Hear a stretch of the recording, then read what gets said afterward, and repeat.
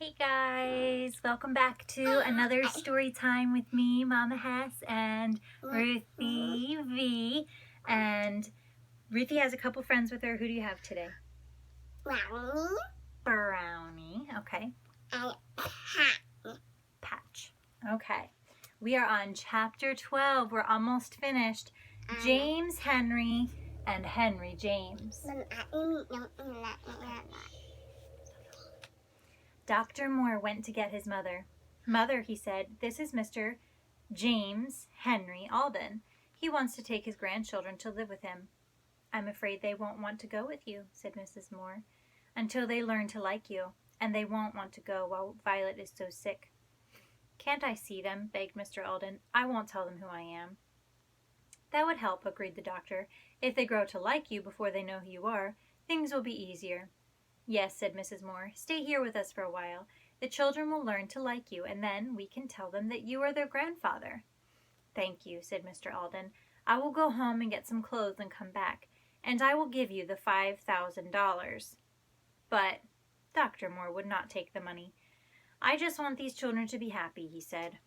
When Mary learned that she was to cook for Mr. Alden, she was frightened. How can I cook for him? She cried. He has everything. He's a very rich man. You can cook for anyone, said Dr. Moore kindly. Just get one of your good chicken dinners and make some cherry dumplings. At dinner, Mr. Alden saw all his grandchildren but Violet. He smiled with delight when he saw Jessie come into the room in her quiet way. Children, said Mrs. Moore, this is Mr. Henry. Benny laughed. Henry is Mr. Henry, he remarked. That is funny. Henry shook hands with Mr. Alden before he sat down at the table. Where have I seen that man before? He thought to himself. The children liked to hear Mr. Henry talk. He told them about a big cucumber in his garden. The cucumber was growing inside a bottle, and he couldn't get it out. Why not? Asked Benny. It's too big, said Mr. Alden. How did it get in? Asked Benny. It was a little cucumber when it went in, said Mr. Alden. A cucumber will grow just the same in a bottle. It will grow so big you can't get it out. I'd like to see the cucumber, said Benny, stopping in the middle of his cherry dumpling. Would you really? Asked Mr. Alden, delighted. Some day you and I will go over and pick it. See, there's the cucumber growing inside the bottle. And we can bring it to Violet, said Benny. Yes, and we'll bring it to Violet, agreed Mr. Alden. Henry thought again. Where have I seen this man before? I wish I could remember. He could not remember, but he liked Mr. Alden very much. All the children liked him because he was kind to them. At last one day Mr. Alden could see Violet, and he went softly into her room with some beautiful flowers from his garden. The children loved him when he patted Violet's dark head and told her that he was sorry she had been so sick. He told her, too, about his garden, where the flowers came from. I'd like to see your garden, said Violet. I love flowers. How long are you going to stay, Mr. Henry? Asked Benny. Shh, Benny, said Jessie. I want to stay here as long as I can, my boy, said Mr. Alden quietly. Henry looked at the man again. He knew that he had heard him say, my boy, before. Now where was it? He couldn't remember. After dinner, Mr. Alden sat under a tree reading.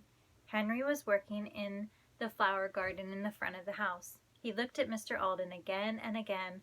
Suddenly it came to him, as the man smiled over his book. It is the same man who gave me the $25 prize and the silver cup, he said to himself. I didn't remember him at first because I was so excited when he shook hands with me.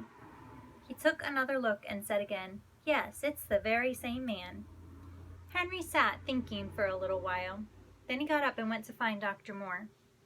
Do you know who gave me the prize on field day? He asked the doctor. Do you know what his name was? James Alden of the Mills, he replied the doctor. J.H. Alden over at Greenfield. He did not look at Henry while he was saying it. Poor Henry was so surprised he almost fell over. That kind man was his grandfather? He went out and sat on the steps to think it over. To begin with, this man was too young. Henry had thought of his grandfather as being an old man with white hair, and Mrs. Moore called him Mr. Henry. Could it be that the man knew he was their grandfather and hadn't told them? Then he saw that Mr. Alden was getting out of his chair under the trees. It's now or never, thought Henry. I have to know. He walked eagerly after the man, who was going toward the garden with his back to Henry. Then the man turned around and saw how excited Henry was. "Are you James Henry Alden of Greenfield?" Henry asked. "I am, my boy," replied Mr. Alden with a smile. "Does that mean you know that I know that you are Henry James Alden?" "Yes," said Henry quietly. Then James Henry Alden shook hands with Henry James Alden. Jessie and Benny came across the grass just in time to hear Henry say, "But grandfather—" "Grandfather!" cried Jessie. "What do you mean, Henry?" "Yes, Jessie," said Henry eagerly. "He's the man we have been running away from all this time." "I thought you were old," said Benny, "and cross. Jessie said so." "I didn't know, Benny," said Jessie. Her face was very red. To think of running away from this kind man. But her grandfather did not seem to mind. He patted her on the head and said, "Let's go up and see Violet." There was no stopping Benny. He hurried into Violet's room, holding Mr. Alden by the hand and shouting, "It's grandfather, Violet, and he isn't cross at all." Do you know what cross means? No. Kind of means like mean and angry. So he's saying he's not cross, he's not mean and angry at all. "What do you mean?" asked Violet. "Isn't he Mr. Henry?" "My name is James Henry Alden," replied her grandfather. "And my name is Henry James Alden," cried Henry. So their names are just the opposite, huh? Switched around. "Well, well," said Dr. Moore. Violet held on to her grandfather's hand and listened to the rest, talking excitedly. "Where have you been living?" asked Mr. Alden at last. They all looked at each other, even Dr. Moore and his mother. Then they all laughed as if they would never stop. "You just ought to see," said Dr. Moore. "What?" cried all the children at once. "You never saw it in the daytime." "Oh, is that so?" laughed the doctor. "I have seen it many times in the daytime." "Is that... oh, seen what?" asked Mr. Alden. "Our house," said Jessie. "We have been living in a boxcar in the woods." Then they all began to tell him about the dump and the dishes and the brook and the swimming pool. "And they have 4 beds of pine needles in the car," said Dr. Moore. "How do you know?" said Jessie. "Well," said Dr. Moore, "the first day Henry worked for me, I walked after him as far as the hill." "Why did you do that?" asked Mr. Alden.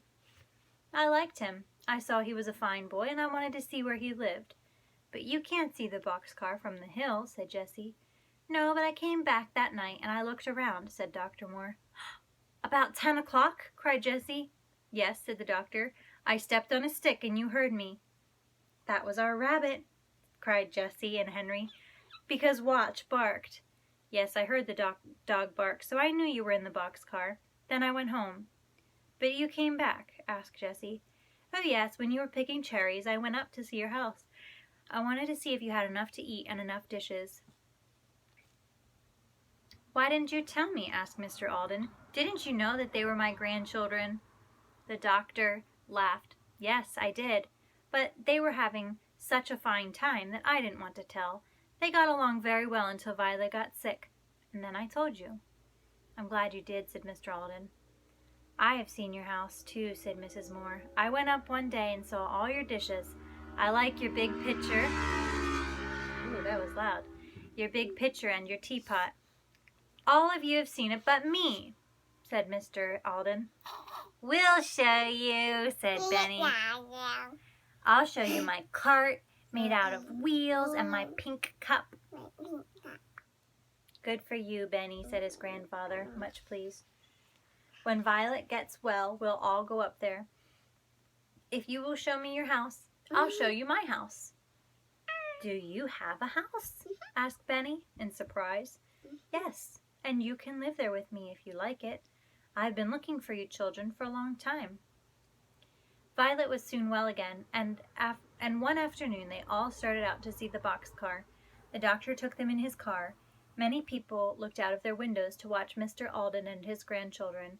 They were glad that the children had found such a kind grandfather at last. When they arrived at their old home, they ran around, all talking excitedly. Watch sniffed and sniffed all around, looking for the bone he had buried. Everything was the same. "Here is the dam for the pool," said Henry to his grandfather. "See our building?" shouted Benny, for that was what he called the fireplace. "It really burns, too. And this is a refrigerator and the waterfall, and here's my pink cup." They all stepped on the stump and climbed into the car. Then they looked at the 4 beds and the dishes. "Here's the same old pitcher and teapot," said Jessie, laughing. They found the blue tablecloth, and they all sat down by the brook and ate chicken and bread and butter and cookies. And Benny drank milk from his pink cup. That's the end of the chapter. I hope you'll join us next time. Say bye-bye. Bye-bye.